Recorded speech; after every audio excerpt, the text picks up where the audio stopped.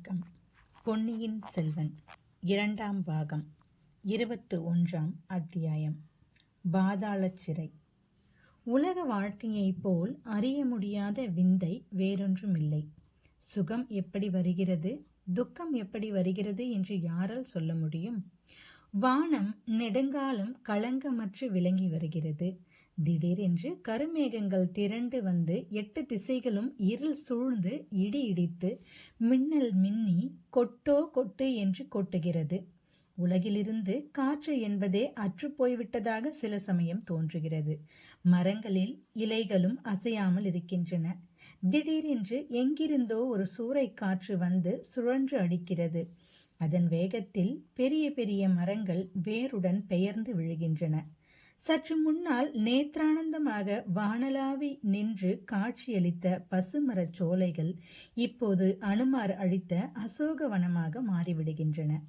குந்தவையின் வாழ்க்கையில் அத்தகைய சூறை காற்று இப்போது சுழன்று அடித்து கொண்டிருக்கிறது. சில காலத்துக்கு முன்பு வரையில் அவள் கவலை என்பதை அறியாதவளாயிருந்தாள். வாழ்க்கை என்பது இடைவிடாத ஓர் ஆனந்த உற்சவமாக இருந்து வந்தது. அன்பும் ஆதரவும், ஆடலும் பாடலும், காவியமும் ஓவியமும், அணிமணியும் அலங்காரமும், உத்தியானவனமும் ஒய்யார ஓடமும் வாழ்க்கையே என்று எண்ணும்படியாக நாட்கள் சென்று கொண்டிருந்தன. தந்தையும் தாய்மார்களும், அண்ணனும் தம்பியும், அமைச்சர்களும் ஆசிரியர்களும், தாதிமார்களும் தோழிமார்களும் இளைய பிராட்டியை தங்கள் கண்ணின் கருமணியாக பாவித்து நடத்தி வந்தார்கள். துயரம் இன்னது என்பது காவியத்திலும் நாடகத்திலும் உள்ள கற்பனை மூலமாகவே அவளுக்கு தெரிந்திருந்தது. அத்தகைய பாக்கியசாலிக்கு துன்பம் வரத் தொடங்கிய போது ஒன்றன் மேல் ஒன்றாக தொடர்ந்து வந்து மோதியது.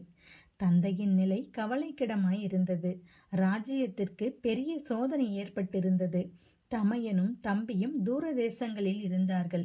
இன்னதென்று சொல்ல முடியாத ஒரு பெரும் விபத்து சோழர் குலத்துக்கு ஏற்பட போவதாக சோதிடர்களும் நிமித்தக்காரர்களும் மர்மமாக சொல்லி வந்தார்கள். நாட்டில் இரகசிய சதி கூட்டங்கள் நடந்து வந்தன. நாட்டின் மக்கள் இனந்தெரியாத பீதியில் ஆழ்ந்திருந்தார்கள். வைர நெஞ்சு படைத்த வீரர்கள் வழி வழியாக வந்த குலத்தில் பிறந்த குந்தவை இவ்வளவையும் வீரத்துடன் சமாளிக்கக்கூடிய மனோதைரியம் பெற்றிருந்தாள். குலத்துக்கும் ராஜ்யத்திற்கும் ஏற்பட்டிருந்த எல்லா அபாயங்களையும் தன் கூரிய மதியின் துணையினால் போக்கிவிடலாம் என்ற திடமான நம்பிக்கை அவளுக்கு இருந்தது. ஆனால் அவளுடைய வாழ்க்கையில் ஒரு சிறிய சம்பவம், எதிர்பாராத ஒரு சந்திப்பு அவளுடைய வைர இதயம் இலகவும் மனோதைரியம் குலையவும் காரணமாகிவிட்டது. வந்தியத்தேவனை குந்தவை சந்தித்த போது அதுவரையில் மொட்டாக இருந்த அவளுடைய இருதய தாமரை மடலவிழ்ந்து மலர்ந்தது. ஆனால் என்ன துரதிர்ஷ்டம்! அதே சமயத்தில் ஒரு கருவண்டு அந்த மலருக்குள் குடிபுகுந்து தன் விஷ கொடுக்கினால் அதன் மெல்லிய இதழ்களை கொட்டத் தொடங்கியது. அம்மம்மா, என்ன வேதனை! அந்த வானர் குல வீரன் ஒருவேளை சிறைப்பட்டிருக்கலாம் என்ற எண்ணம் எவ்வளவு வேதனையை அளித்தது! அவன் கொல்லப்பட்டிருக்கலாம் என்ற கொடிய வார்த்தை எப்படி அவள் நெஞ்சை பிளந்தது! அதை வெளிக்காட்டிக் கொள்ளாமல் இருக்க அவள் எவ்வளவு கஷ்டப்பட வேண்டியிருந்தது! பெற்றவர்கள், உற்றார்கள், உடன் பிறந்தவர்கள், உயிருக்கு உயிரான தோழிகள் எவ்வளவோ பேர் இருக்க, எவனோ வழியோடு போகிறவனை பற்றி, அகஸ்மாத்தமாக 2-3 தடவை சந்தித்தவனை பற்றி ஏன் இந்த இருதயம் இப்படி துடிதுடிக்க வேண்டும்? இதை எல்லாவற்றையும் யோசிப்பதற்கும் காரண காரியங்களை ஆராய்ந்து முடிவு கட்டுவதற்கும் இப்போது நேரமில்லை. மீனமேஷம் பாராமல், சகுனமும் சகுன தடையும் பாராமல் விசாரிக்க வேண்டியதை உடனே விசாரித்து செய்ய வேண்டியதை உடனே செய்ய வேண்டும். ஆகவே அன்று பிற்பகலிலேயே இளைய பிராட்டி சின்ன பழுவேட்டரையரின் மாளிகைக்கு வருவதாக சொல்லி அனுப்பிவிட்டு சென்றாள். அந்த மாளிகையின் அந்தப்புற மாதர்கள் இளைய பிராட்டியை ஆர்வத்தோடு வரவேற்றார்கள். அன்பை சொரிந்து உபசரித்தார்கள். இளவரசி அவர்களுடன் அளவலாவி சிறிது நேரம் பேசிக் கொண்டிருந்த பிறகு சித்திர மண்டபத்திற்கு சென்றாள். அங்கே சின்ன பழுவேட்டரையர் காத்திருந்து இளைய பிராட்டியை வரவேற்று மண்டபத்தில் தீட்டியிருந்த சித்திரங்களை விளக்கி கூற முற்பட்டார். குந்தவையும் பார்த்து கொண்டும் கேட்டுக்கொண்டும் வந்தாள். கடைசி சித்திரத்தண்டை வந்து நின்றதும் குந்தவை காலாந்த கண்டரை ஏறிட்டு பார்த்து, ஐயா, பழுவேட்டரையர்கள் பரம்பரை பரம்பரையாக சோழ குலத்துக்கு ஒப்பற்ற சேவை புரிந்து வந்திருக்கிறார்கள் என்றாள். அம்மையே, அது எங்கள் பாக்கியம் என்றார் காலாந்த கண்டர்.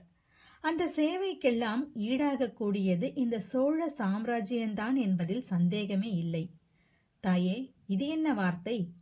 ஆனாலும் சக்கரவர்த்தியின் ஆயுட்காலம் முடிந்து கைலாச பதவியை அடையும் வரையில் தாங்கள் காத்திருக்கலாம் அல்லவா? சாம்ராஜ்ய அதிகாரங்களை கைப்பற்றுவதற்கு இவ்வளவு அவசரப்பட வேண்டுமா? இந்த வார்த்தைகள் காலாந்த கண்டரின் இருதயத்தில் கூரிய அம்புகளைப் போல் பாய்ந்தன என்பதை அவருடைய முகம் காட்டியது. அவரது நெற்றியில் வியர்வை துளிகள் துளிர்த்து நின்றன. மீசை துடிதுடித்தது. கை கால்கள் வெடவெடத்து ஆடின. காலாந்த கண்டர் நெற்றி வியர்வையை துடைத்து கொண்டு குந்தவையை பார்த்து, அம்மையே, இது என்ன இவ்வளவு உக்கிரம்? சொல்லம்பினாலேயே என்னை யமலோகத்துக்கு அனுப்பிடுவதென்று உத்தேசமா என்றார். ஐயா, அத்தகைய சக்தி என்னிடம் இல்லை என்பது தங்களுக்கே தெரியும். காலாந்தகரிடம் அணுக யமனே பயப்படுவானே. என் போன்ற பேதை பெண்ணால் அது முடியுமா? அம்மணி, இத்தகைய கொடிய வார்த்தைகளை சொல்வதை காட்டிலும் பழுக்க காய்ச்சிய ஈயத்தை என் காதில் தாங்களே ஊற்றலாம். தேவி, இவ்வளவு மரக்கருணை காட்டும்படி அடியேன் என்ன தவறு செய்தேன்? தங்கள் தவறை பற்றி சொல்ல நான் யார்? என்னுடைய தவறு என்னது என்பதை தாங்கள்தான் சொல்ல வேண்டும். என் தந்தையின் நோயை தீர்ப்பதற்கு மூலிகை கொண்டு வருவதற்காக ஆள் அனுப்பியது என் பேரில் தவறா? இல்லை அம்மணி, அது ஒரு நாளும் தவறாகாது. பழையாறை வைத்தியர் மகனை கோடிக்கரைக்கு மூலிகை கொண்டு வருவதற்காக நான் அனுப்பினேன் என்பது தங்களுக்கு தெரியுமா? தெரியும் அம்மணி. இன்றைய தினம் அந்த வைத்தியர் மகனை கயிற்றால் கட்டி வீதியில் குதிரை வீரர்கள் இழுத்து கொண்டு வந்ததை பார்த்தேன். கட்டளையிட்டது தாங்கள்தானே? அவனை அனுப்பியவள் நான் தான் என்று தெரிந்துதானே இந்த ஏற்பாடு செய்தீர்? ஆம் பிராட்டி. ஆனால் அவன் ஒற்றன் என்பது தெரியாமல் தாங்கள் அனுப்பியிருக்கலாம் அல்லவா? பழையாறை வைத்தியர் மகனாவது ஒற்றனாவது அந்த கதையை என்னை நம்ப சொல்கிறீரா? தாயே, அவனை ஒப்புக்கொண்டிருந்தால் நம்ப வேண்டியதுதானே. இளவரசி சிறிது திடுக்கிட்டு, அவனே ஒப்புக்கொண்டானா? அது எப்படி? என்னத்தை ஒப்புக்கொண்டான் என்று கேட்டாள். தன்னோடு வந்த இன்னொருவன் ஒற்றன் என்று இவன் ஒப்புக்கொண்டான். அந்த இன்னொருவன் மூலிகைக்காக உண்மையில் பிரயாணம் புறப்படவில்லை என்றும் இலங்கையில் யாருக்கோ கடிதம் கொண்டு சென்றதாகவும் இவன் ஒப்புக்கொண்டான். இவன் பெரிய மூடன், ஏதாவது உளறியிருப்பான். இவனுடன் சென்ற இன்னொரு ஆளையும் அனுப்பியவள் நான்தான். இது தங்களுக்கு தெரியும் அல்லவா? தெரியும் தாயே. ஆனால் தங்களை அந்த மனிதன் ஏமாற்றிவிட்டான் என்பதும் தெரியும். வந்தியத்தேவன் என்னும் பெயருடைய அவ்வாலிபன் உண்மையில் ஓர் ஒற்றன்தான். இல்லவே இல்லை. அவன் காஞ்சிபுரத்திலிருந்து என் தமையன் எழுதி தந்த ஓலையை கொண்டு வந்தவன். இளவரசி, அவன் சக்கரவர்த்திக்கும் இளவரசரிடமிருந்து ஓலை கொண்டு வந்தான். அதனால் என்ன? ஒற்றர்கள் இப்படி ஏதாவது ஒரு உபாயத்தை கடைபிடித்துத்தானே தங்கள் வேலையை செய்ய வேண்டும். ஐயா, வந்தியத்தேவன் ஒற்றன் என்பதற்கு ருசு என்ன? அவன் ஒற்றன் இல்லாவிட்டால் ராஜபாட்டையில் நடப்பதை விட்டு குறுக்கு வழியில் நடப்பானேன்? குடந்தை சோதிடரிடம் போய் சக்கரவர்த்தியின் ஜாதக பலனை பற்றி கேட்பானேன்? சக்கரவர்த்தியின் ஜாதகத்தை பற்றி நான் கூட குடந்தை சோதிடரிடம் கேட்டேன். அதனால் என்ன?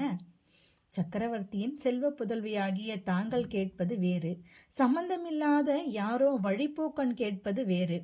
பகை அரசரின் ஒற்றனாயிருந்தால்தான் அப்படி விசாரிக்க தோன்றும். இது தங்கள் ஊகம். வேறு காரணம் உண்டா? பகிரங்கமாக என்னுடைய அனுமதி கேட்டு பெற்றுக்கொண்டு தஞ்சை கோட்டைக்குள் வந்திருக்கலாம். அப்படி செய்யாமல் பழுவூர் முத்திரை மோதிரத்தை காட்டிவிட்டு ஏன் நுழைய வேண்டும்? பெரிய பழுவேட்டரையர் கொடுத்தார் என்று ஏன் பொய் சொல்ல வேண்டும்? முத்திரை மோதிரம் பின்னே யார் கொடுத்தார்களாம்? அது இன்னும் தெரியவில்லை. கண்டுபிடிக்க வேண்டும். அதை கண்டுபிடிக்க முடியாமல் உங்கள் ஆட்கள் என்ன செய்தார்கள்? அம்மணி, என்னுடைய ஆட்கள் மந்திரவாதிகள் அல்ல. ஒற்றனை கண்டுபிடித்து கேட்டுத்தானே முத்திரை மோதிரம் எப்படி அவனிடம் வந்தது என்று தெரிந்து கொள்ள முடியும். அவன் உண்மையை சொல்வான் என்பது என்ன நிச்சயம்? உண்மையை சொல்லும்படி செய்வதற்கு வழிகள் இருக்கின்றன தாயே. பாதாள சிறை இருக்கவே இருக்கிறது. ஒற்றனுக்கு இதுவும் தெரிந்திருக்கிறது. அதனால்தான் மறுபடியும் தலைமறைவாகி இரவுக்கு இரவே கோட்டையிலிருந்து தப்பி ஓடிவிட்டான். சம்புவரையர் மகனையும் முதுகில் குத்திவிட்டு ஓடிவிட்டான். அவன்தான் குத்தியவன் என்பதற்கு என்ன அத்தாட்சி? கந்தன்மாறன் கூறியதுதான். அது போதாது. அவன் கந்தன்மாறனை குத்தவில்லை என்று நான் சொல்லுகிறேன். தாயே, தாங்கள் அருகிலிருந்து பார்த்தீர்களா? பார்க்கவில்லை. ஆனால் ஒருவன் முகத்தை பார்த்து அவன் குற்றவாளியா இல்லையா என்பதை என்னால் நிர்ணயிக்க முடியும். அந்த பொல்லாத ஒற்றன் பாக்கியசாலி. தங்களுடைய நல்ல அபிப்பிராயத்தை எப்படியோ கவர்ந்து விட்டான். அந்த பாக்கியம் எனக்கு கிடைக்கவில்லையே. ஐயா, அவனை மறுபடியும் ஒற்றன் என்று ஏன் சொல்கிறீர்? தாயே, அவன் ஒற்றன் இல்லாவிட்டால் கூத்தாடிகளுடன் சேர்ந்து முகமூடி போட்டுக்கொண்டு ஏன் பழைய அறையில் நுழைகிறான்? மாறுவேடம் போட்டுக்கொண்டு ஏன் கோடிக்கரை துறைமுகத்துக்கு பிரயாணமாகிறான்? அவன் ஒற்றன் இல்லாவிட்டால் என் ஆட்களை கண்டதும் ஒரு நாள் முழுவதும் கோடிக்கரையில் ஒளிந்து திரிவானேன். இரவானதும் படகில் ஏறி இலங்கை தீவுக்கு போவானேன். ஓஹோ, அவன் படகில் ஏறி தப்பித்து போய்விட்டானா? உங்கள் ஆட்களால் அவனை பிடிக்க முடியவில்லையா? ஆம் தாயே, அந்த மாயாவி ஒற்றன் என் ஆட்களை ஏமாற்றிவிட்டு போய்விட்டான். இந்த முட்டாள்கள் அவனை விட்டுவிட்டு வைத்தியர் மகனை பிடித்து கொண்டு வந்திருக்கிறார்கள். ஐயா, ஒற்றன் எப்படியாவது போகட்டும். வைத்தியர் மகனை நான் அனுப்பி வைத்தேன். அவன் குற்றமற்றவன் என்பது நிச்சயம். அவனை உடனே விடுவித்தே ஆக வேண்டும். அம்மணி, இவன் ஒற்றன் இல்லாவிட்டாலும் ஒற்றனுக்கு உடந்தையாய் இருந்திருக்கிறான். ஏதேதோ கட்டுக்கதைகளை சொல்லி என் ஆட்களை ஏமாற்றியிருக்கிறான். ஒற்றன் ஒளிந்திருப்பதற்கும் தப்பி படகிலேறி செல்வதற்கும் இவன் உதவி செய்திருக்கிறான். அதெல்லாம் எப்படியிருந்தாலும் வைத்தியர் மகனை விடுதலை செய்தே ஆக வேண்டும். அந்த பொறுப்பை நான் ஏற்றுக்கொள்ள சித்தமாயில்லை. நாட்டின் 4 புறமும் அபாயங்கள் சூழ்ந்திருக்கின்றன. பகைவர்கள் படையெடுக்க காத்திருக்கிறார்கள். வீரபாண்டியனுடைய ஆபத்துதவி சேவகர்கள் சோழ குலத்தை கருவறுக்க சபதம் செய்திருக்கிறார்கள். நாடெங்கும் சதிகள் நடந்து வருகின்றன. ஐயா, சதி செய்பவர்கள் எல்லோரையும் சிறையில் போடுவதாயிருந்தால் சிறையில் இடமே இராது. இடம் இருக்கும் வரையில் போடலாம் அல்லவா? உண்மை சதியாளரை போடுவதற்கு கொஞ்சம் இடம் மிஞ்சட்டும் ஐயா. வைத்தியர் மகனை உடனே விடுதலை செய்யுங்கள். அந்த பொறுப்பை நான் ஏற்க முடியாது தாயே. சக்கரவர்த்தியின் கட்டளை வந்தால் செய்வீரா? அதையும் புறக்கணிப்பீரா? அம்மணி, அதற்கு சக்கரவர்த்தியின் கட்டளை தேவையில்லை. இளைய பிராட்டியின் விருப்பம் எதுவோ அதுவே சக்கரவர்த்திக்கு வேத கட்டளை என்பது உலகமறிந்த செய்தி. இதோ பாதாள சிறையின் சாவியை தங்கள் கையில் ஒப்புவித்து விடுகிறேன். தாங்களே சென்று கதவை திறந்து விடுதலை செய்யுங்கள். இன்னும் யாரையாவது விடுதலை செய்வதாயிருந்தாலும் தாராளமாய் செய்யுங்கள். அதனால் வரும் லாப நஷ்டங்களுக்கு பொறுப்பு தங்களது. இவ்வாறு சொல்லி காலாந்த கண்டர் ஒரு பெரிய சாவியை எடுத்து கொடுத்தார். குந்தவை பொங்கி வந்த தன் ஆத்திரத்தை அடக்கி கொண்டு, ஆகட்டும் ஐயா, லாப நஷ்டங்களுக்கு பொறுப்பு நானே ஏற்றுக்கொள்கிறேன் என்று சாவியை பெற்றுக்கொண்டாள். இந்த சோழ சாம்ராஜ்யத்திற்கு ஏதாவது பெருந்தீங்கு நேர்ந்தால் அது 2 பெண்களினால்தான் வந்ததாகும் என்றார் தஞ்சை கோட்டை தலைவர். நான் ஒருத்தி, அந்த இன்னொரு பெண் யாரோ? பழுவூர் இளையராணி நந்தினி தேவிதான். குந்தவை புன்னகை புரிந்து, சோழ சாம்ராஜ்யத்தின் சர்வாதிகாரியுடன் என்னை கொண்டு போய் சேர்க்கிறீர்களே, இது காதில் விழுந்தால் பெரிய பழுவேட்டரையர் தங்களை தேச பிரஷ்டம் செய்து விடுவார் என்று சொன்னாள். ரொம்ப நல்லதாய் போய்விடும். அதற்கு நான் காத்திருக்கிறேன் என்றார் சின்ன பழுவேட்டரையர்.